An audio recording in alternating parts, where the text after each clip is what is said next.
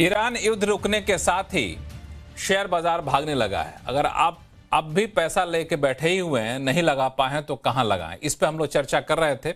और ब्रेक के बाद फिर से आपका एक स्वागत है फिर से, और हम लोग इसी चर्चा को आगे बढ़ाएंगे। लेकिन अब बिल्कुल मेरे वोरा साहब ही से पहला सवाल कि लोग अब आने लगे ज़्यादा कि पैसा मैं तो रखा ही रहेगा, लगा नहीं पाया, मुझे पैसा लगाना है, बताइए कहाँ लगाया जाए, ऐसा सवाल आ रहे हैं कि नहीं आ रहे अभी? अभी तक तो नहीं आए मेरे ख्याल से। जो ऑप्टिक है काफी शार्प हुई है, एक दो दिन ही हुए हैं। तो अभी भी लोग मेरे ख्याल से ये माहौल को डाइजेस्ट कर रहे हैं। अभी अभी भी इस माहौल पे लोगों को भरोसा नहीं हो रहा है। उनको लगता होगा चलो अभी थोड़ा सा और गिरेगा तब फिर चलेंगे, मेरे हिसाब से पूछेंगे पैसा कहाँ लगाना है। वो हमेशा ऐसा ही होता है जब कंटिन्यूअस हमेशा ऐसे। हमेशा ऐसे ही होता है। क्योंकि नॉर्मली क्या होता है कि हम कहते हैं कि सिस्टमैटिकली इन्वेस्ट करें, एसेट एलोकेशन बनाए रखें। तो लोगों को ऐसा लगता है कि म्यूचुअल फंड वाले तो हमेशा यही कहते हैं, क्योंकि उनको एसेट गैदर करने हैं। हाँ। लेकिन जब ऐसी टेस्ट आती है तो फिर हाँ। कन्विक्शन भी टेस्ट होती है। अच्छा, मान लिया अभी कोई आया तो क्या कहिएगा उसको? पैसा लगाने के लिए कोई आया कि हमें मान लिया जब मीडियम टर्म में पैसा लगाना है, लॉन्ग टर्म में पैसा लगाना है, तो आप क्या सलाह देंगे उनको? बिल्कुल, मीडियम टर्म अगर आपका 3 साल का व्यू है, 5 साल का व्यू है, तो डेफिनेटली ये एक अच्छा हाँ। एंट्री लेवल है। क्योंकि जैसे मैंने पहले ही कहा, टाइम करेक्शन हो चुका है, प्राइस करेक्शन हो चुका है, करेंसी करेक्शन भी हो चुका है। तो इससे ज्यादा नेगेटिव सेंटीमेंट तो बहुत कम टाइम होता है। और जब जब मैक्सिमम नेगेटिव सेंटीमेंट होती है, तभी मैक्सिमम पैसा बनता है अगर आप इन्वेस्ट करें टाइम पे। तो मेरे ख्याल से वो सिचुएशन डेफिनेटली बन रही है। मैं नहीं कहता हूँ कि सारा पैसा एक दिन में लगा दें, लेकिन अगर आप फ्यू एक या 2 हफ्ते में स्टैगर आउट करें ये लेवल से भी, या 1-2 महीने में भी स्टैगर करें, तो भी इट्स अ गुड स्ट्रैटेजी। हाँ।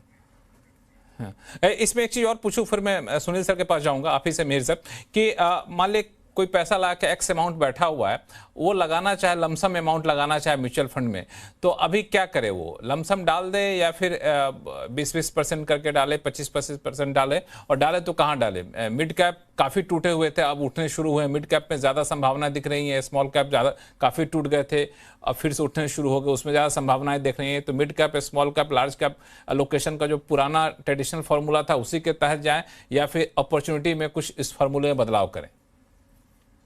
तो ये करेक्शन काफी यूनिक रहा है, जिसमें लार्ज, मिड और स्मॉल मोरलेस काफी इक्वल तरीके से ही करेक्ट हुए हैं। तो डिफरेंशिएशन इतना खास नहीं है। तो मेरे ख्याल से अगर आप एक्सपर्ट हैं और आपके डेफिनेटली व्यूज है एसेट क्लासेस पे, मिड, स्मॉल और लार्ज पे, तो डेफिनेटली आप खुद से चूज करें। और अगर आपको ज्यादा डिसीजन मेकिंग नहीं करना है, तो फ्लेक्सी कैप या मल्टी कैप फंड में इन्वेस्ट करें। लेकिन मैं ये कहूंगा, माहौल जो है अभी भी इवॉल्विंग है, तो 100% सर्टेनिटी नहीं होती कभी भी। तो लमसम के बजाय स्टैगर करके, चाहे वीकली स्टैगर करें, चाहे डेली स्टैगर करें, लेकिन स्टैगर करके लगाएं। लमसम में मैं नहीं कहूंगा लगाना चाहिए। लमसम नहीं लगाना चाहिए, सुनील सर? देखिए, मैं मॉडरेट रिस्क इन्वेस्टर हूँ, तो मैं कहूंगा कि आप इक्वली एक मल्टी कैप और मल्टी एसेट एलोकेशन फंड में डालिए, क्योंकि उसमें तीनों कैप का एक्सपोजर मिलता है।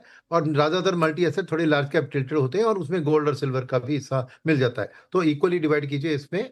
और अगर थोड़े अग्रेसिव मेंटालिटी के हो और रियली आप करना चाह रहे हो, तो 3 सेक्टर फंड्स आप चुन सकते हैं। एक बैंकिंग सेक्टर फंड, एक कंजम्पशन फंड और एक इंफ्रास्ट्रक्चर फंड।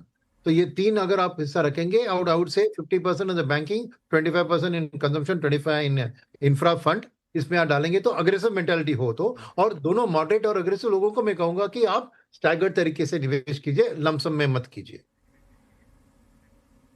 स्टैगर्ड तरीके से कैसे करें? स्टैगर्ड करें तो मेरा मानना है कि अल्टीमेटली इस जैसे आपने फॉर्मूला दिया था ना कि हर दिन 1-1 रुपए लगाओ, हाँ, तो मेरा मानना अब 1-1 रुपए वाला फॉर्मूला है कि 5-5 रुपए लगाओ, क्या कहेंगे वो? नहीं, मैं कहता हूं कि आपके लमसम में आप लिक्विड फंड या आर्बिट्रेज फंड में लगाकर एक डेली एसटीपी लगा दो इनटू दीज फंड्स, राइट? तो you spread it over the next 45 days रफली।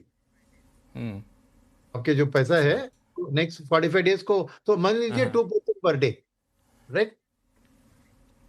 तो लिक्विड फंड या आर्बिट्रेज फंड में डालिए। आर्बिट्रेज में थोड़ी टैक्स बेनिफिट होती है उसमें, और वॉलेटाइल टाइम में उसके रिटर्न्स भी थोड़े बेहतर होते हैं। तो उसमें अगर उसमें डेली एसटीपी लगा दे तो आपको अच्छा एवरेजिंग भी हो जाएगा। चलिए, जसप्रीत सिंह सर, इसमें आपकी राय क्या है? लक्ष्मण जी, अगर तो पीएमएस की बात करें जो और एडवाइजरी जो मैनेज करते हैं उसमें already fund managers cash calls ले लेते हैं, तो हमारा सजेशन यही रहता है इन्वेस्टर्स को कि आप एक साथ पैसे दे दें, उसके बाद जो कैश कॉल ले रहे हैं वो फंड मैनेजर अपने आप ले लेंगे, क्योंकि वो फिर जब अपॉर्चुनिटी मिलती है तो again you can't call for money.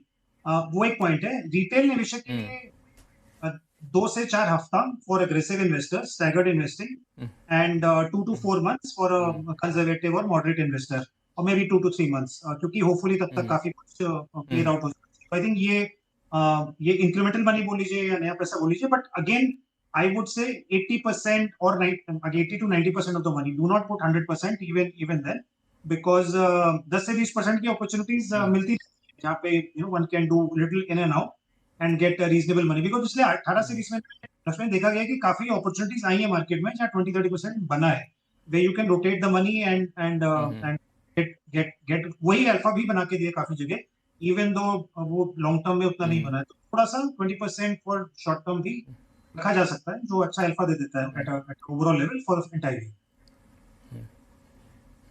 हालांकि अभी आप दोनों लोगों ने कहा कि सुनील सर ने एक फंड सेक्टर बताया, वो था कोई कंजम्पशन सेगमेंट पे उनका फोकस था। यहाँ पे कंजम्पशन में दो चीजें हैं मेरे वोरा साहब, एक तो ऑटो है, दूसरा कैपिटल गुड्स है। दोनों ने जैसे ही ये वॉर खत्म होने वाली रैली शुरू हुई ना, दोनों ने काफी तेज रैली की है। अगर कोई डायरेक्ट इक्विटी में लगाना चाहे तो ऑटो कैपिटल गुड्स में अभी भी गुंजाइश है कि नहीं? अब 2-3 दिन में इसने कवर अप कर लिया वॉर को।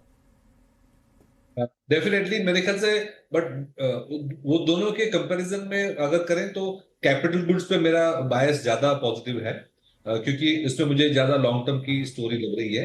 ऑटो स्टॉक्स जो है वो मेरे ख्याल से शॉर्ट टर्म में शायद अंडर परफॉर्म कर सकते हैं, क्योंकि ये जो हमने शॉक देखा है, इकोनॉमिक शॉक, उसके वजह से एसएमई वगैरह में थोड़ा 1-2 महीने या मे बी 3-4 महीने का इम्पैक्ट आ सकता है। तो थोड़ी सी मुझे लगता है कि वहां पे स्टोरी एक शॉर्ट टर्म में थोड़ी वीक हो सकती है।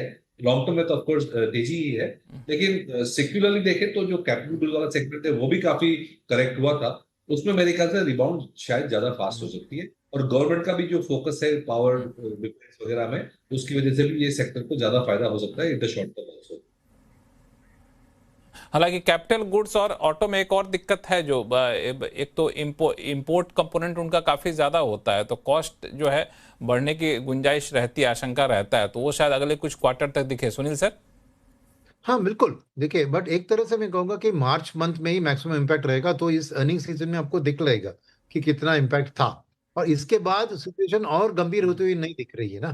तो इसीलिए मेरा मानना है कि एक तरह के विष पी लिया उन्होंने मार्च में, आगे जाके उतना नहीं होगा स्ट्रेस और टेंशन इसके कारण, इंपोर्टेड इनपुट्स के कारण।